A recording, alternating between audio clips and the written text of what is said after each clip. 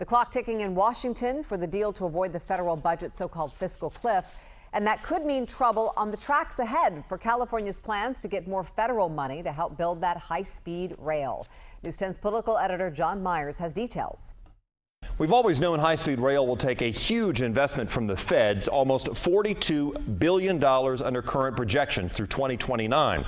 But less than 10% of that amount has been committed. The rest is still a hope that Republicans are suggesting with fiscal cliff negotiations underway is wishful thinking.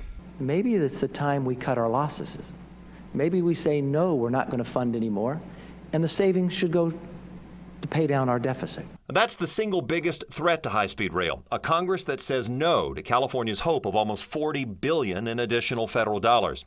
The Federal Government Accountability Office last week gave California praise for its latest bullet train plan, but also raised concerns. The GAO report calls credible the estimate to build the San Francisco to LA train. But what about the assumptions on ridership and private investors?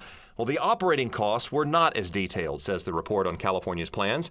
And on projections about ridership, the GAO raised concerns that the business plan still relies on a poll conducted back in 2005.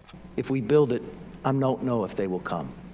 And that is not how we play with taxpayers' money. State officials say, yes, it's a big project, but it will be built and financed in pieces. We don't need all the federal money at one time. We need it in pieces. What we really need is a commitment of long-term funding, which then would allow us the ability to go out and finance the project, to build it incrementally. Now, the state doesn't actually need any more federal cash until 2016, but keep in mind, President Obama has included it now in several budgets, and high-speed rail has been cut out by Congress.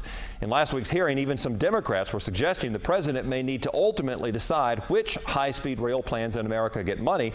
California could then have to compete with the Midwest, the Northeast, and Florida. John Myers, News 10.